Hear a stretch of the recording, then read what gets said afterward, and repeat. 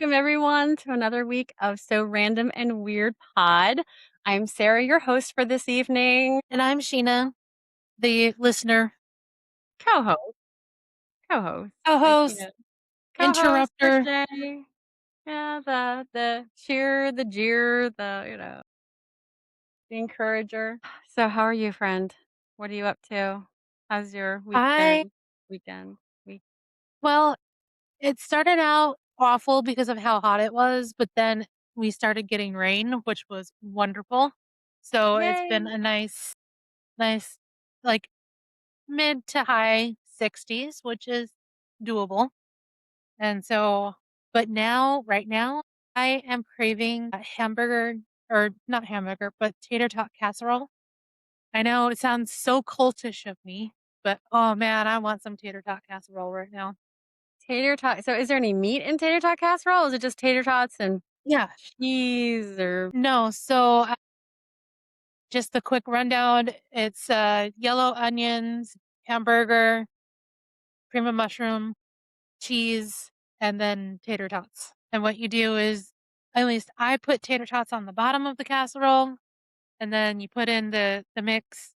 Also, there's milk as well for the cream of mushroom.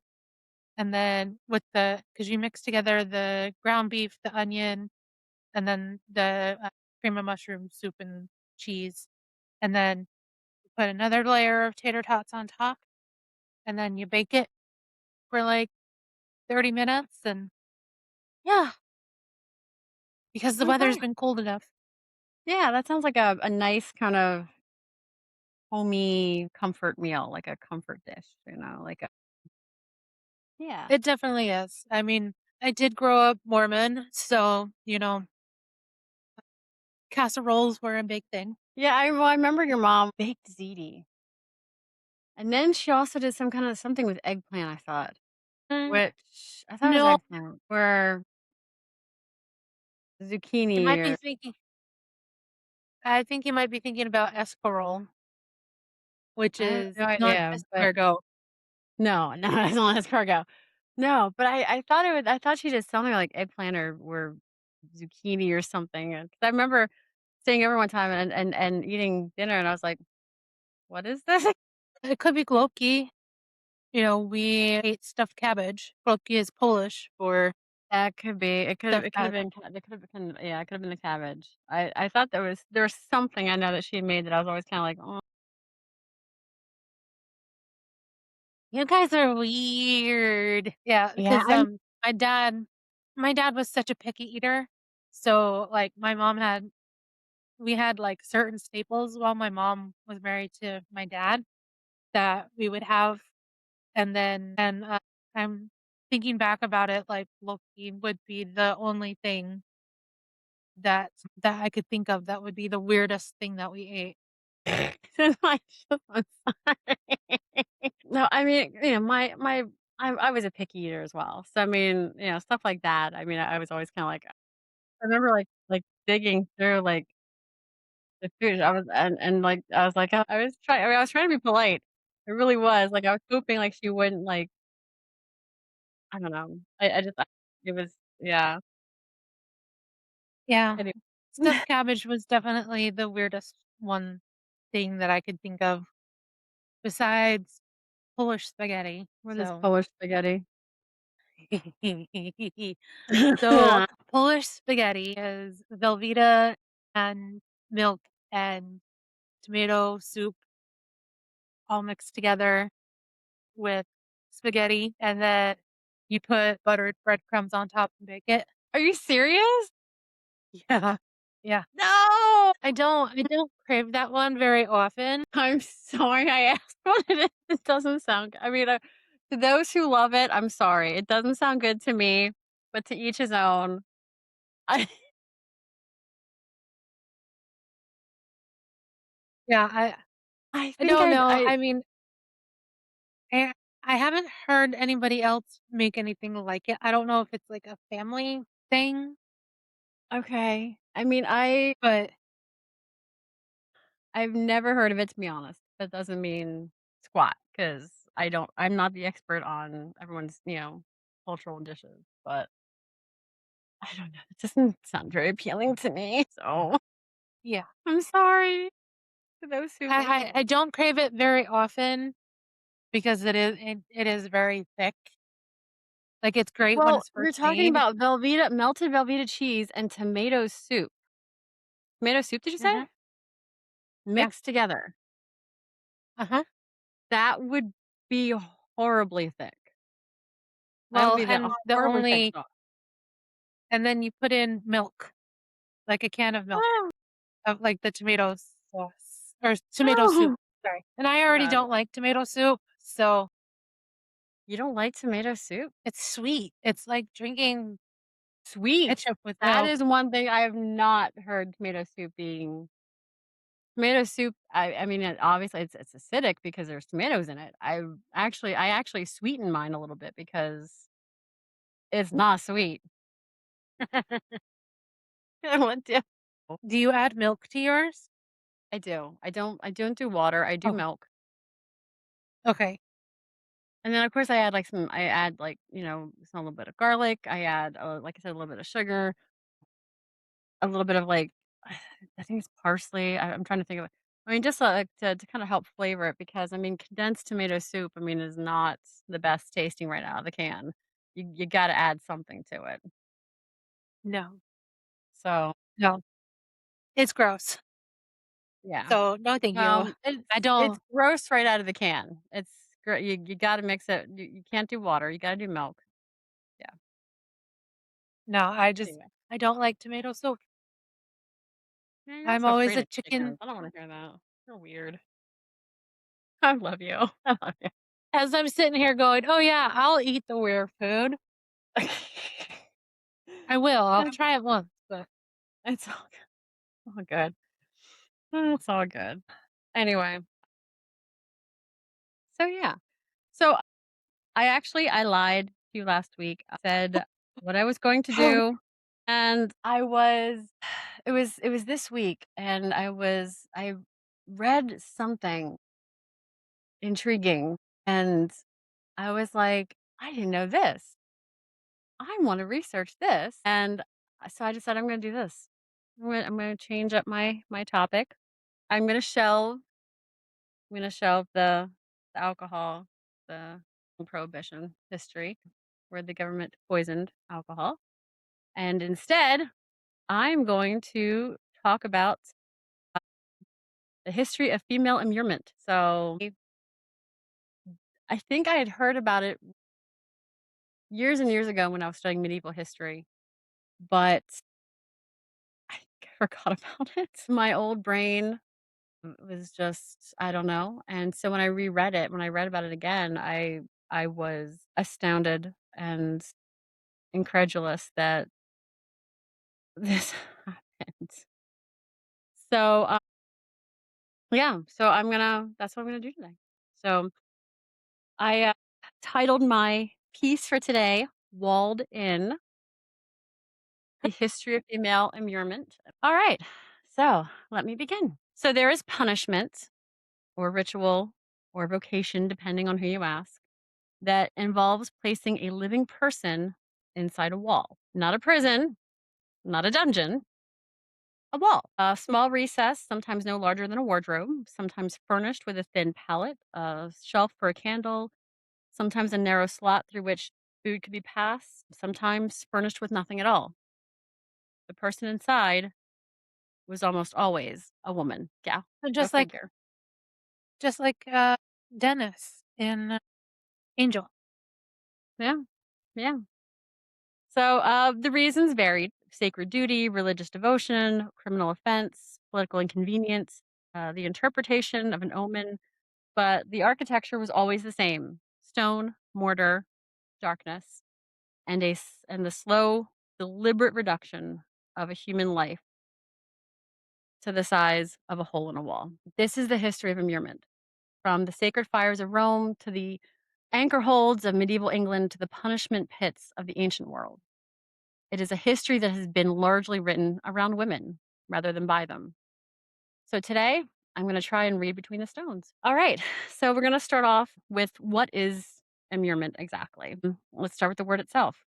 So immurement comes from the Latin word immuris, which literally means into the wall. As a practice, it refers to the confinement of a living person within an enclosed space, typically sealed in like a chamber or a niche within a larger structure or a small room with no exit from which they cannot leave. It's distinct from like ordinary imprisonment because the intent of immurement is often permanence. There's no way to get out. So a prison is meant to hold someone until a sentence is served, or until the king changes his mind or, someone bribes the right guard. But immurement is meant to be final. The wall goes up, person stays in. So now historians do argue about what counts as true immurement. Some use the term narrowly, meaning the person was literally bricked inside a sealed cavity with no openings whatsoever, intended to die there. Others use it more broadly to include what might call architectural confinement. So, like spaces so small, so inaccessible, so deliberately cut off from the outside world that they function like a living grave, even if a slot exists for food, windows, excrement, getting rid of, etc. So, for my purposes today, I'm going to use the broader term because the lived experience of a woman in a medieval anchor hold, willingly sealed inside a church wall for decades, has more in common with the punishment of a Vestal virgin condemned to live burial than either has like with house arrest or anything like that. So the common thread isn't mortar, it's the deliberate enforced reduction of a woman's world to the dimensions of a cell. Yeah, that's like one of my worst nightmares. I don't like enclosed spaces and Yeah. I mean, getting an MRI for me was horrible. Horrible. Like, when they found the mass in my brain, and they said, "You have to get an MRI of the head," and I was like, "No, you don't understand. Enclosed spaces, no." Yeah. But some of these women willingly did this. Come back to that. So, immurement yeah. is a very old practice. The historical record of immurement spans an extraordinary range of cultures and centuries. You find it in ancient Rome, in ancient Greece, in pre-Columbian Mesoamerica, in medieval Europe, both as punishment and as a form of religious devotion, in fairy tales like Rapunzel and Sleeping Beauty, the countless imprisoned princesses of world folklore, you know? In some societies, immurement was reserved for the worst of the worst. In others, it was considered the highest possible honor. In others, still the distinction between the two was disturbingly thin. So, what unites these practices across cultures and centuries is this: they were almost exclusively applied to women, specifically to women whose bodies, whose sexuality, whose reproductive capacity was understood to have some kind of communal or sacred significance, women whose enclosure was understood to produce some social or spiritual benefit for the community, for the gods, for the purity of the bloodline, for the maintenance of the order. The wall, in other words, was never just about the woman inside it. It was always about what the people outside believed she represented. So keep that in mind as we go. So I'm going to start with the Vestal Virgins of Rome. All right. So, if you know one thing about the Vestal Virgins, you probably know that they were priestesses of Rome who kept the sacred flame burning. And if you know two things, you probably know that they were required to remain celibate for the 30 years of their service. 30. Hey. She was like, no.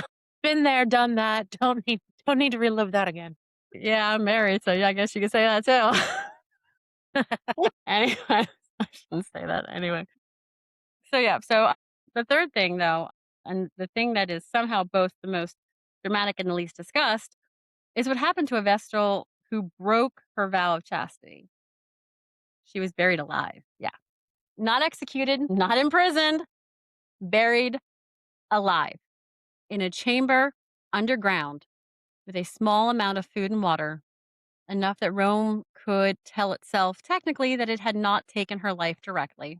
And then the entrance was sealed and the earth was piled on top and Rome walked away. Isn't that kind of also like with the monasteries and the why I'm not going to say covens, convents. There we go. as well, that they did a lot of that too. Yeah. Yeah. I mean, it's I'm not I don't wanna get on the bandwagon, about men, but I don't know if the punishments were the same as men because, I we don't really hear a whole lot about men being walled up for breaking their vows, like priests or whoever of, chastity or but yeah, it seems a little harsh, I think, for punishment for having sex, especially since, men were men were having sex. They were free to have sex. But I mean, I guess this was a Vestal virgin, so she was chosen to be pure and be chaste. But anyway, I think it's a little harsh, burying her alive. Anyway, so this was called the Huina Cueli, Cullei. I know I'm mutilating that. But, in some sources, though, that term more precisely refers to a different punishment. The specific fate of the unchaste Vestal was her own particular horror. Internment in the Campus Scleratus, which is the field of wickedness, on the Colleen Gate Road. She was carried there in a closed litter in complete silence. Those who witnessed the procession were not permitted to speak, and then she was lowered into her chamber. The ladder was drawn up, and the entrance was filled in above her. The Romans were very precise about this ritual. The care taken to ensure that the Vestal died underground rather than being killed above ground was not mercy, it was theology. So, I'm going to try to explain the logic because understanding it does matter. So, the Vestals were understood to be the living embodiment of Rome's sacred purity. Their virginity was not a personal virtue, it was a civic asset. The sacred flame they tended in the Temple of Vesta was understood to be the literal hearth fire of Rome, the source of the city's divine favor, its military success, its very existence as a world power. As long as the flame burned, Rome endured. As long as the Vestals were pure, the flame burned. This is why the punishment for an unchaste virgin or Vestal was so extreme and why it had to take the specific form it did. Her broken vow was understood as a cosmic crime, a pollution of Rome's sacred relationship with its gods. The city itself was at risk, and so the city could not simply kill her because killing her would mean Rome had shed the blood of a sacred person, which would itself be a pollution and not be right. So the solution was to Well, place her underground, neither killed by Rome nor sustained by it, and let the gods sort it out. Well, of course, the woman it died. kind I of mean, yeah. runs along the story of Medusa Mhm. as well, because like Medusa was raped. We're gonna say that word because that is what happened. And, by Poseidon. And because anybody who served Athena had to be a virgin. Yeah. And so, and so that's why she got, at least the thorough line is that she, because this happened to her, she got turned into Medusa. So, I mean, it's once again, it's religion imposing itself on it's religion and government mixed. But it's religion imposing itself. And it's their beliefs. It was their beliefs. It was their, but I still looking at it right now, looking at it now, it's extreme. But they so believed in this that, this was a big deal. It was a big deal. Anyway, so it was an extraordinarily sophisticated theology, a theological construction. It is also a system in which the most severe punishment imaginable for a woman was the permanent living enclosure of her body in a hole in the earth. So the Vestals themselves entered service as children. Girls between the ages of 6 and 10 were selected by the Pontifex Maximus, who chose them by a kind of divine lot from among the daughters of freeborn Roman citizens. They served for 30 years, the first 10 learning their duties, the second 10 performing them, and the final 10 teaching the next generation. After 30 years, they were released, free to marry if they chose, honored, given public privileges, escorted through the streets with the dignity of magistrates. For 30 years of service, they received extraordinary privileges in return. Vestals could own property. They could make legal wills. They could move through the city freely without a male escort. If a condemned prisoner happened to encounter a Vestal on his way to execution, he was pardoned on the spot. Their testimony required no oath. When they attended the theater, they sat with senators. So, in other words, I mean, in exchange for the surrender of her sexual and reproductive autonomy for 30 years, a Roman woman could obtain something approaching full personhood under Roman law. So, I mean, how do you weigh that? We all know I how we feel about that. yeah, I mean, they should have had full personhood to begin with, but in those days they didn't. So this was a way of being revered, of being, respected, which Roman women doesn't really sound like they were respected all that much, if, so. So anyway, so this is not incidental. It tells us something about the nature of the bargain Rome was offering its women. Your body, your womb, your capacity for desire. These belong to Rome, to the gods, to the community. In exchange, we will treat you as something close to a citizen. Yeah. Break the bargain, wall comes down on you. I don't know. I'm I'm torn. Anyway, so how often did this actually happen? The historical record suggests that accusations of unchastity were brought against Vestals roughly, 10 times over the 1,000-year period of Rome's history during which the order existed. Some of these were probably political. The Vestals were connected to Rome's most powerful families, and accusing a Vestal was a way of destroying a rival family's honor and influence. So, well, that's just dick, if you ask me. But so ancient sources name specific women like Opimia and Florina. They were condemned in 216 BCE in the aftermath of the catastrophic defeat at Cannae, which was a military disaster so severe that Rome cast around desperately for a ritual explanation, and the Vestals provided one. Tuccia was accused in 73 BCE, who, according to legend, proved her innocence by carrying water from the Tiber in a sieve. So, Yeah. Licinia, tried in 73 BCE at the same time as Tuccia, was less lucky in her legendary proofs.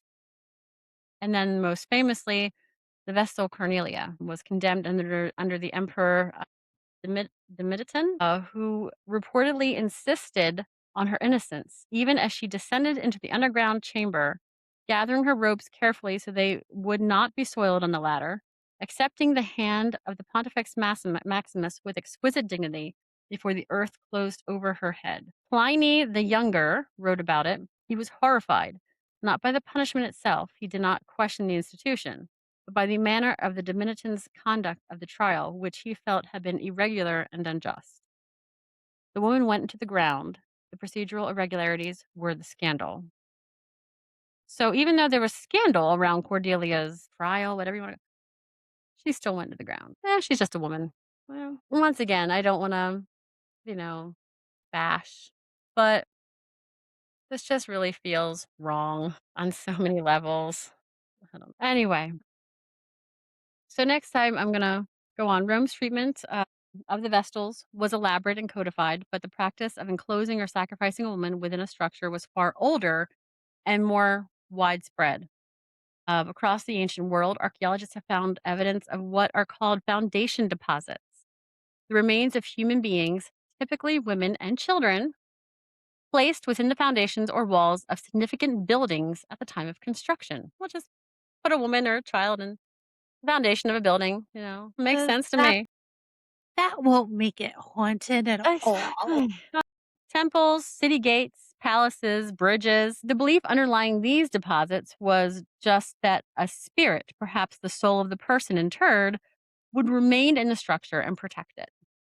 The building would be animated in a very literal sense, by a life given over to it.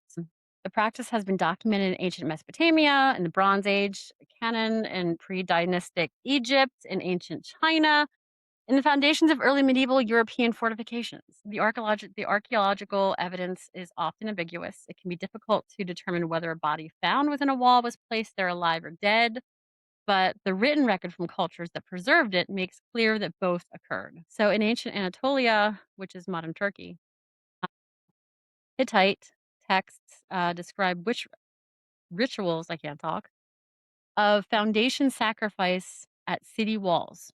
In Korea, historical chronicles record the walling in of women within fortress walls to ensure the fortress would not fall to enemies. In medieval Japan, the practice known as hitobashira, or human pillar, is documented in stories and possibly in archaeological finds, with women and children interred within the walls of castles and bridges. These are often described in historical sources as willing sacrifices, or at minimum as unavoidable necessities, but the sad but essential cost of cosmic protection for the community. So, doing it for the better good of the community.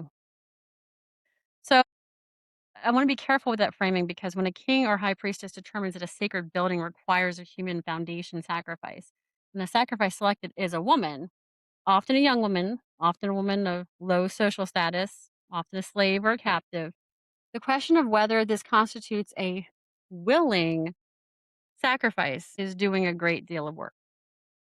The willingness of people with no power to refuse is a complicated thing. So, what we can say is this: in culture after culture, the body of a woman was understood as a resource available to be used in the protection and construction of a communal space. Her enclosure within the wall was understood as a gift, sometimes framed as her gift, sometimes simply as the community's prerogative to take. There's a particular strain of this belief that I want to linger on because it connects the ancient world to practices much closer to our own historical memory. In many cultures, the belief in the protective power of an enclosed woman was not just about death. It was specifically about enclosing her sexuality, her reproductive capacity, her potential to disrupt the social order through desire or through unauthorized reproduction. A woman whose sexuality is enclosed, literally walled off from the world, becomes, in this cosmology, a kind of spiritual generator. This and the energy of that contained life, that contained desire, that contained potential was understood to radiate outward through the stone and protect it, and what lay beyond it. So this is the same logic underlying the Roman Vestals. It is the same logic, as we'll see, that underlines the medieval anchoress. The specific theology changes, the specific architecture changes, but the belief that a woman enclosed is a woman made powerful, and that this power accrues not to her, but to the community around her. It's a remarkable, consistent. It is also in the eyes of those who built it.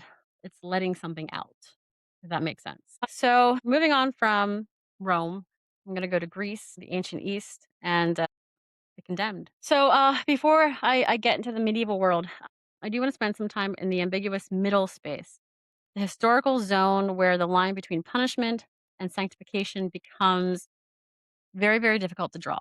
So, ancient Greece offers us one of the most famous examples of this ambiguity, the myth of the Antigon. So the Antigon, as some may know, is a protagonist of the Sophocles tragedy. She defies the decree of the king Creon by burying her brother's body, an act of religious duty that the king has declared illegal. As punishment, Creon orders her to be entombed alive, walled into a cave, left to die without technically being executed. He, like the Romans after him, is trying to kill her without quite killing her, to let the gods take the responsibility. So, what makes the Antigone story so enduring, why it's been performed continuously for 2,500 years, is precisely this ambiguity. Antigone is simultaneously the wrongdoer being punished and the righteous person being martyred. Her enclosure is simultaneously a crime against her and, in her own understanding, a form of sacred devotion. She has followed divine law over human law. Her tomb, she says, is her bridal chamber. She will be married to death itself. Well, it depends on what he looks like and acts like. Yeah. Do you have a ghost problem today? Oh, I forgot to I plug keep my hearing weird laptop in. knocks. Got to I have to plug my laptop in. I apologize. There we go. Um, so Sophocles is working through something that his audience clearly found deeply compelling. The question of whether being walled in is a punishment or a consecration, whether the woman inside the wall is a criminal or a saint. So this ambiguity was not only literary. In ancient Greece, the priestesses of certain cults, Artemis, Demeter, Persephone, they were subject to extensive restrictions on their movement, their sexual activity. Some ancient sources describe temple priestesses who lived in states of near total enclosure, emerging only for like ritual functions. The line between a priestess serving in a restricted sanctuary and a prisoner confined to a small space is, in practice, sometimes very thin. In ancient Egypt, I can talk. I swear I can. We find similar patterns. Certain female temple servants, particularly those associated with the cult of Amun, during the New Kingdom period, were women of noble birth who were consecrated to the god's service and who lived in states of permanent dedication that significantly curtailed their freedom of movement and marriage.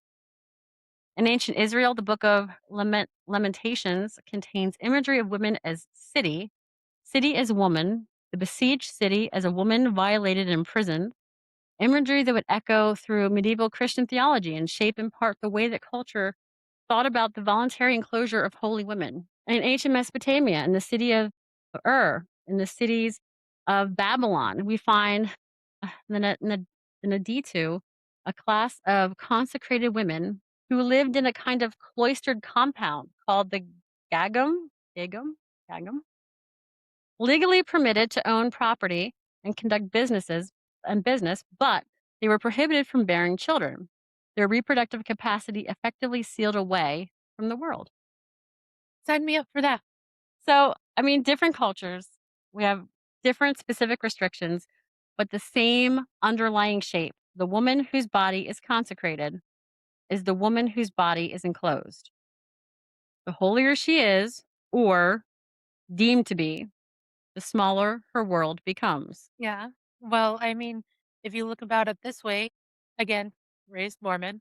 So the main goal for a woman was always to be a mom, be a stay at home mom is like the ideal thing.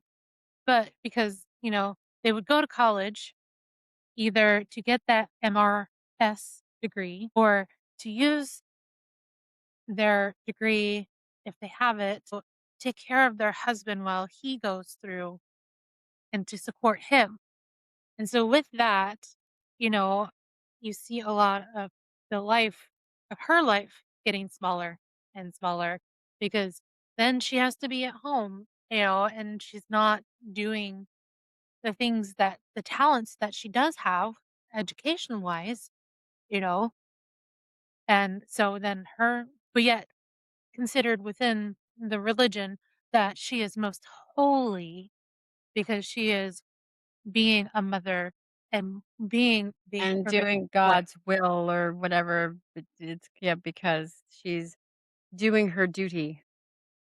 Exactly. Oh, that yeah, no.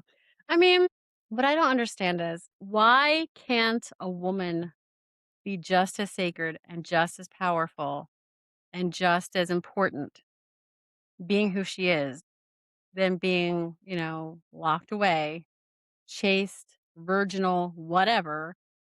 Like how like it doesn't compute to me. It doesn't compute. Because It I doesn't guess what her compute. body, belongs to her husband and not to the God. I mean, women can be Well, just as strong and just as powerful and just as but, I mean, it they all mixed it leads in with back religion. to patriarchy view. Yeah, You know, yeah. I remember somewhere I was watching something and they were talking about how everything was more of a matriarchal society Mhm. until men somehow realized that they were the important part for giving birth.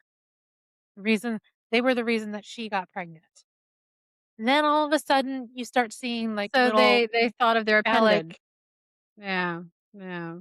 then you started seeing more phallic They thought of and with kind their of appendage. Yeah. Okay. yeah. Gotcha. And Yeah. so then you stop seeing like then you would stop seeing like the mother god Yeah. Yeah. and seeing more The importance now of I can't the birth, the life, the rebirth, yeah.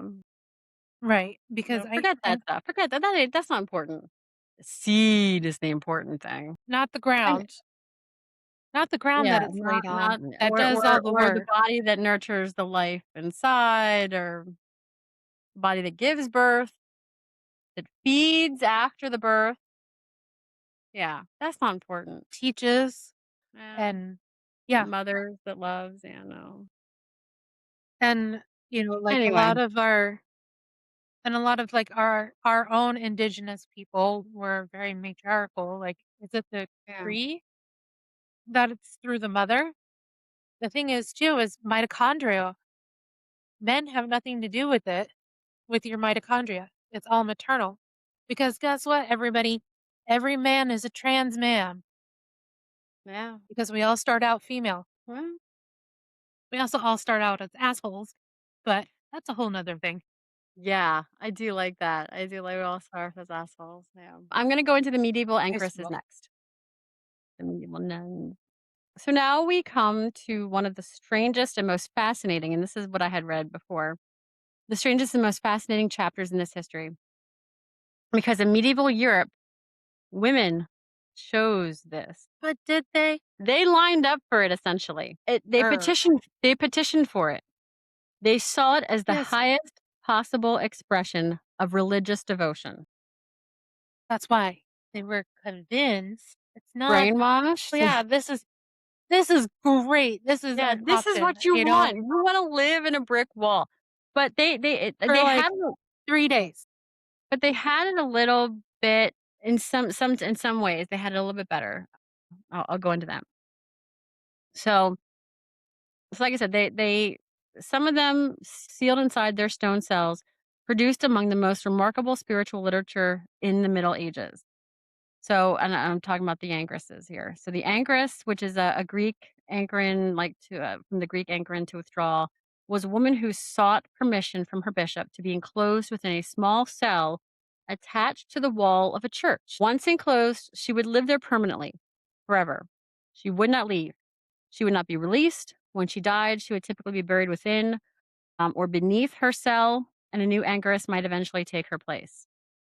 The enclosure ceremony was designed to make this absolutely clear. It was modeled on the funeral rite.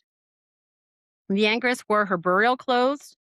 The office of the dead was sung over her. Ashes were sprinkled.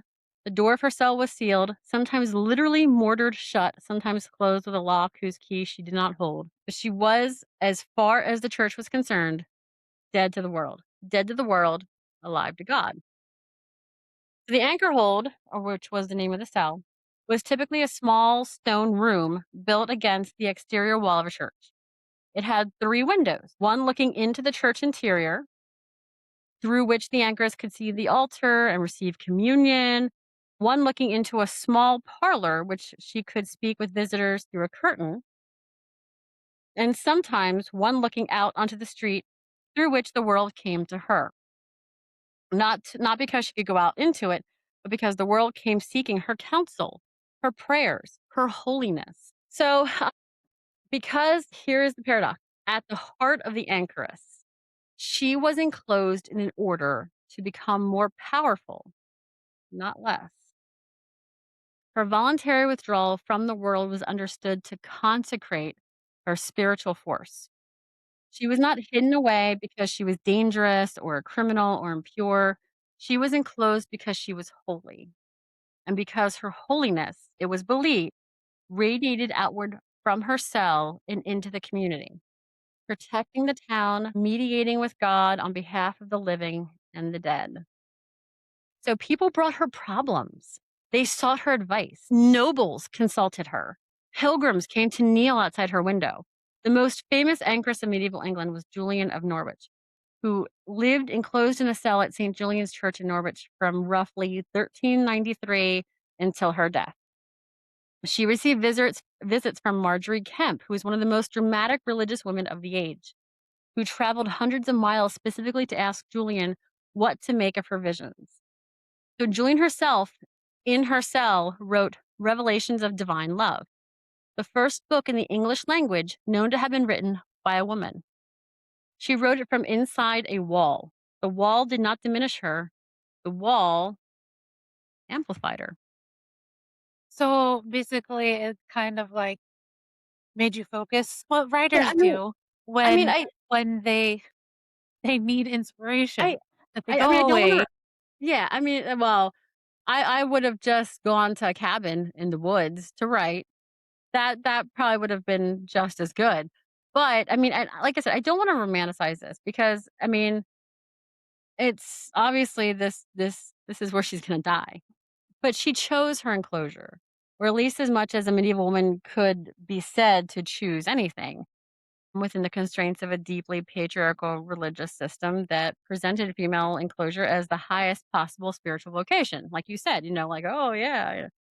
So, I mean, she chose within a very narrow range of options.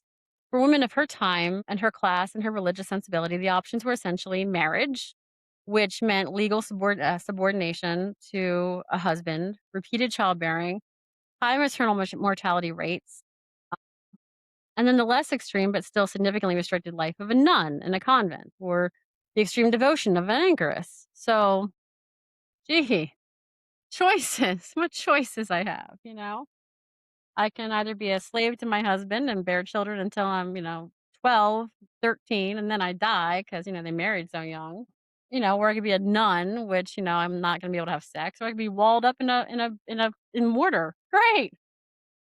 Great choices. Yeah, but nuns still had sex.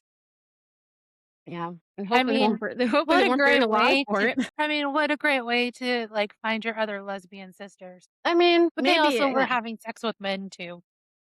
They were well, I the mean, friars or the monks, well, they were hopefully they all weren't being getting buried alive for having sex, those nuns, but it depends. A lot of the babies were buried in the wall. I mean, the sacrifices. Yeah. Anyway, But so the smell. I know, because you can smell it. I mean, you can't wall off stench. Anyway, sorry. So for women who wanted spiritual authority, who wanted to be taken seriously as thinkers, as mystics, as people with something worth saying, the anchoresses' cell offered something that marriage and even the convent did not. It offered a kind of radical authority that came precisely from the extremity of the sacrifice. You have given up everything the world values. Therefore, everything you say comes from God. The wall was a credential. It was, yeah. I mean, and for a people who were so religious, that meant something. I don't understand it today in modern terms, but because I feel it's horribly extreme. But for a devoted culture, it meant something. So medieval England alone had hundreds of anchoresses between the 12th and 15th centuries. They were not rare figures, they were embedded in the social fabric of towns and cities, part of the spiritual infrastructure of medieval life. The church produced a guidebook for them, the Anchoresses, or Guide for the Anchoresses, written in medieval English in the early 13th century. It is an astonishing document, practical, precise, occasionally warm, occasionally chilling. It tells the anchoresses what to wear: modest, dark, without finery; what to eat, little, fasting is virtue; how to manage her servants. Yes, she was permitted to have servants. The cell included a small attached room where two maids could live and handle her practical needs. How to interact with visitors through her parlor window, carefully. Limited conversation, no gossip.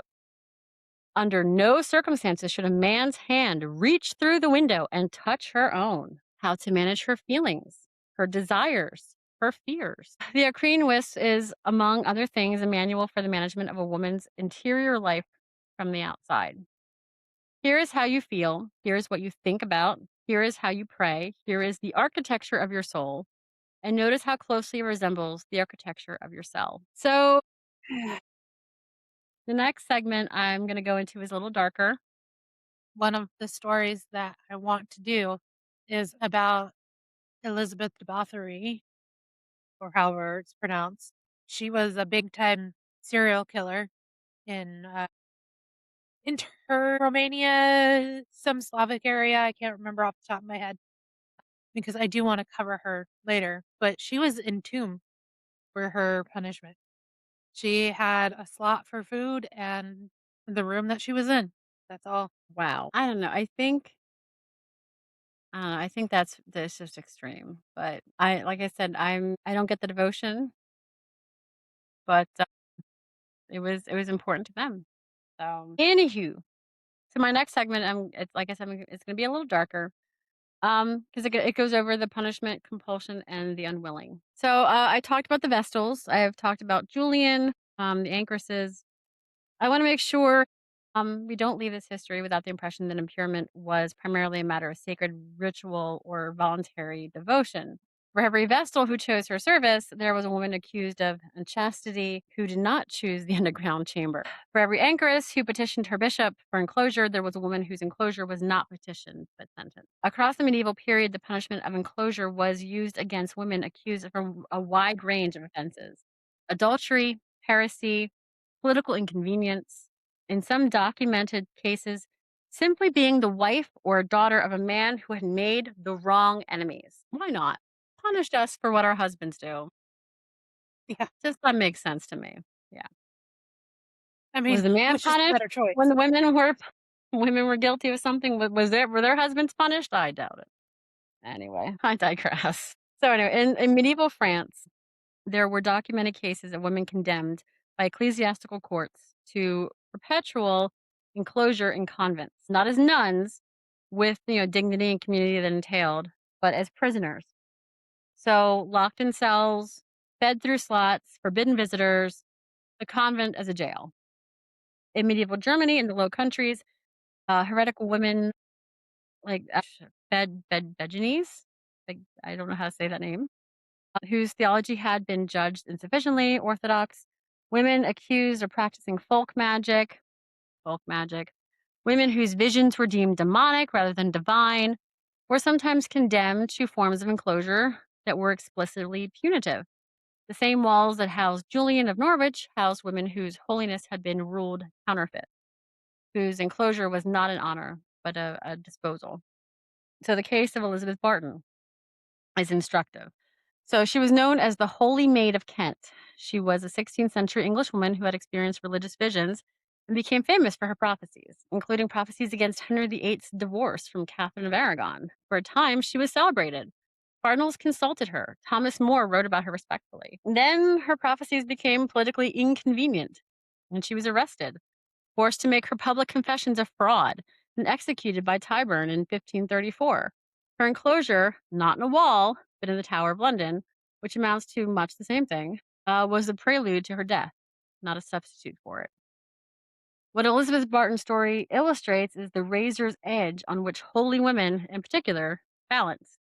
The same characteristics, the visions, the voices, the claim to spiritual authority beyond ordinary female roles that could make a woman a celebrated anchoress or a revered mystic could, under the wrong political circumstances, make her a heretic or a traitor. The wall could honor, the wall could punish, and then the determination of which lay entirely in the hands of men who held the mortar. So same women, same visions, just if the men didn't like it, off with their Oops. head. Yeah. Yeah. Buried in mortar. Anyway, in the ancient world, punitive impairment took forms even more brutal. So, like in ancient Persia and later in the Byzantine world, There were accounts of women, particularly royal women, who had become political liabilities, being walled into towers or sealed into rooms within palaces, kept alive but rendered completely invisible. They did not die immediately. They simply ceased, as far as the public world was concerned, to exist. This was a common fate for Byzantine I can't talk, empresses and princesses who found themselves on the wrong side of a succession struggle. Rather than being executed, which would have been a scandal, a violation of the sacred person of royalty, they were enclosed, sent to convents, sometimes literally immured in palace rooms, in other cases, made to disappear without the embarrassment of a corpse. Visibility as punishment, enclosure as erasure. So then we have fairy tales and folk memory. So Rapunzel. I mentioned earlier that fairy tales almost certainly preserve cultural memories of real practices. So I just want to spend a few minutes talking about this. Yet, so the imprisoned princesses is one of the oldest and most persistent archetypes in world folklore. Rapunzel in her tower, Sleeping Beauty in her enchanted castle, Briar Rose, Snow White, the countless unnamed maidens of 100 traditions, locked away, walled up, and closed until the story decides to release them. Folklorists have long debated the origins of these stories. Some see them as a pure fantasy, the expression of universal psychology fears from about confinement and rescue. Some see them as remnants of mythological traditions, echoes of goddesses like Persephone who descend into the underworld and must be retrieved. But a number of scholars, including the great German folklorist Johann Georg von Hahn, writing in the 19th century, and more recently, researchers like Jack Sipes or Marina Werner have argued that these stories preserve, in distorted form, the memory of real practices of female enclosure. The anchoresses, the vestals, the foundation sacrifices, the princess immured in political reasons. Rapunzel's tower in this reading as an anchor hold. Her hair, the only thing that connects her to the outside world, is the thread of the parlor window, the conduit through which the outer world reaches into the enclosed woman. So the witch who keeps her there is the male ecclesiastical authority that controlled Uh, access to and exit from the anchoress's cell. The prince who climbs up is, well, the prince who climbs up in a different kind of visitor altogether. So what strikes me about these stories, though, is that they encode the memory of enclosure. So it's that they encode that ambivalence about it. Fairy tale after fairy tale, the enclosed woman is simultaneously imprisoned and protected. The tower keeps her in, but it also keeps the world out. The wall that confines her also, in some sense, preserves her. She emerges from her enclosure unchanged, still beautiful, still good, still marriageable, while the world outside has aged and decayed and grown dangerous. This is the fairy tale logic of the Vestal Virgin, of the Anchoress, of the foundation sacrifice. The enclosed woman and pure is pure precisely because she is enclosed. Her enclosure preserves something the community needs. The stories remember this, even when the societies that produce them have long forgotten the specific practices. The tower remains, the wall remains, the woman inside remains, waiting. So I'm gonna wrap this up here, but I just wanted to say, I mean, what do we make of this? Like, what I've been turning this question for the whole length of this, and I don't know. I don't think there's a real clear answer as to how do we do like what is this? Like is this was because the women in these walls they weren't all the same. You know, some of them yes were victims of brutal power, condemned to underground chambers for political reasons, punished for crimes they may not have committed, you know, enclosed against their will in the service of other people's theology. Their enclosure was violence and plain and simple, just however elaborate the ritual language used to describe it, it was violent. But some of them found something genuine in the wall, like Julian, you know, she and many others like her whose names we don't know. You know, she found authority, found a voice, found a kind of freedom that the whole world outside denied them. And the paradox of the anchors is real. You know, I mean, and that voluntary enclosure could be a form of liberation in a world where the alternative was a different kind of enclosure, slavery and marriage, the convents, you know, I don't know, like, what do you think? Like, what do you think, friend? Like, For me, and it could just be my PTSD, but it always seems that it's just one way of more control. And more control. Yeah. also wondering though too, is this a way to deal with the problem of more girls than boys? Because if you make it seem like a prize that you're doing this for your religion or whatever, you know, it it makes it so that way, if that when there is a girl or if a guy has 5 girls and no boys, that at least one of them can bring some kind of virtue to the family. So you don't think it was ever really you think it was more used as an excuse to like, that it wasn't really like, oh, this beautiful they sold it to the girls like that. They sold it to them like that. Mhm. That Yeah, this is okay. I because mean, when you do it to one but not the other, yeah. you know, it Because I it mean, just it doesn't.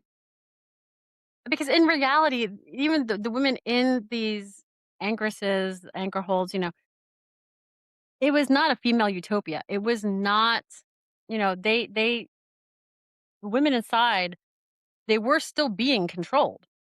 They were still being directed by men. They were still being managed by the bishops, by the anchoring by that book, by the expectations of the community that needed them to be holy in specific prescribed ways. So, I mean, their wall may have been their choice, but the options they were choosing between were determined entirely by other people. So, I mean, it really threw me that like these women, but I mean, maybe they, like you said, they drank the Kool Aid. They they bought it. They bought the story. The Right. line. Well, I mean, when you're indoctrinated with it Yeah, your whole life, which is kind of why, patriarchy has been as long as it is. It's because one, you're either going to be punished, or two, this is what you're always told to do. yeah, So, and that this is how it's going to be. It's not exactly, and like I said, because it's not on equal terms yeah. as well. And I mean, I have to wonder what these women felt once they were inside. Because I mean, I keep thinking about like the silence. Because you're really like in solitary confinement. You know, we know very little about what it was like inside. Julian of Norwich actually gives us something. Her visions, her theology, her extraordinary conviction that all shall be well, and all shall be well, and all manner of thing shall be well.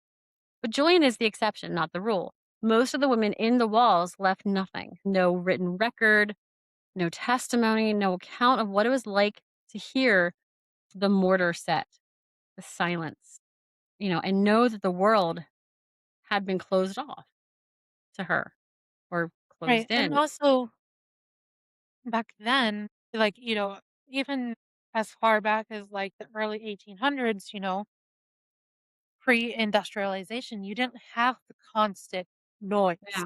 Yeah. And, we know the medieval anchoresses, they struggle with depression because the anchoring whist, that book, addresses it directly with a kind of brisk pastoral concern. We know that the darkness was real, candles were expensive, and the slats in the walls were narrow. We know that the isolation was profound, even when visitors came, because they came to receive the anchoress's counsel, not to give her company. So the traffic was always one direction. Like the Vestal in the underground chamber, the young woman chosen for foundation sacrifice, the anchoresses in her cell, her cell built into the wall of a church, the wall of the church built into the life of a community, the community built into the accumulated spiritual labor of women who gave their freedom in exchange for a measure of sacred significance. They all What contributed freedom? something, but all of them were used. Yeah, All what of them were freedom? used. Exactly. So, the distinction we have to make, you know, is one that history often blurs, is between contribution and exploitation. Between a woman who chooses to give and a woman who has what she might have given taken away from her. The wall looks the same from the outside, it always has. I Well, think it's kind of also the whole thing too. So I have read all of the Fourth Wing books already. Well, I listened to 'em, so I ear read them, but a lot of it has to do with how, especially in the first book, about how history, the old saying, history has been written by the conquerors. The winners are the ones that wrote the history. So we have to base everything off of this. Yeah, they're writing. And but the thing is too is how many of those other ones didn't know how to write as well, the anchoresses. Did they yeah, all know? Did they all get courses on how to write? Or, what's her Julia, was Julian, she yeah, was she from a noble family where they taught their daughters how to read and write? yeah. Yeah, we only know really from her what her situation was like, and like I said, she said she wrote that she did not wish to be free of her sufferings because her sufferings were the condition of her vision, that the enclosure was not incidental to what she had to say, that the cell and the insight were inseparable. I was paraphrasing that, but that's what she had written. So, maybe that's true, or, maybe she was just that type of person that she could have transformed anything that she did. She could have transformed even the terms of her own confinement into something generative. Maybe she was the kind of mind that, given a stone cell, would have built a cathedral inside it. Maybe the cell didn't make her what she was. Maybe it just couldn't stop her. I don't know. Like you said, maybe she was just one of those extraordinary people that, but I don't know. I do feel that, like you said, maybe they were indoctrined. Maybe they truly believed it. I don't know. But I just can't help but think what it was like for them on the inside. Did any of them ever regret it? Did any of them ever lose faith? Did any of them ever Did any of them ever choose this because it was an escape from whatever horrors were going on in their lives? or what horrors would have become their life? Like if, their parents are like, oh, I have this wonderful man for you to marry, and he's actually some kind of like horrible pedo. And, gee, what are you gonna do? Marry a disgusting old pedophile or wall yourself up? Women didn't have a whole lot of options back then. Exactly. It was convents, wall yourself in, or marry somebody that Married you probably didn't someone know. didn't know, didn't love, was 3 times older than you. Who knows? But If you were of a noble family. Yeah, sure, maybe if you were lower class, you had freedom to marry whoever you wanted to marry, but that's also the other thing though too is, people do change. Once they're married, there's always yeah, a change, whether it's, settling into life or that they had one face to show during this time to get what they wanted. yeah.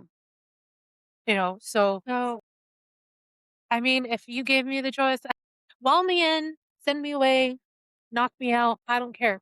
well, I don't know. Once again, that is very extreme. To me, it's very, very extreme. And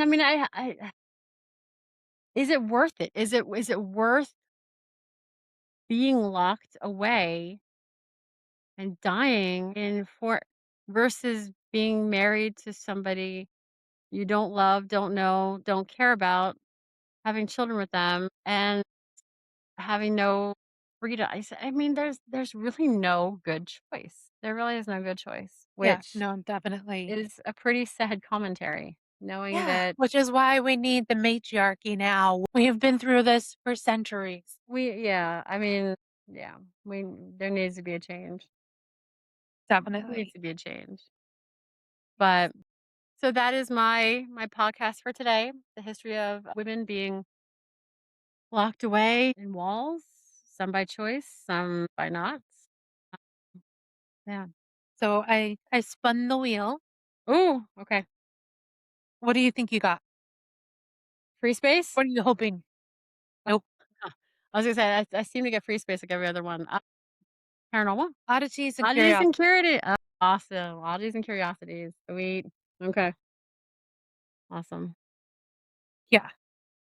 So I still don't have a clue on what I'm doing. I have a couple of ideas. If you guys have any ideas on what I can do, you can get them into us by Wednesday because Wednesday is the last day that I'm going to think about it and settle down and do my research on it. But yeah, definitely reach out to us, rate and review us, please. We need to know what we're doing wrong or right. All right. Right would be Yeah. nice. Yeah. Also, it helped us get onto the charts and get noticed, so you can reach us on Facebook, on Instagram, on our with our email at so random and weird pod at Gmail. And yeah, so I'm guessing that that we'll see you guys next week. And until then, stay curious and stay weird. Yeah. Thanks so much, guys. Love you Hope you guys. liked today's Bye. episode. Bye.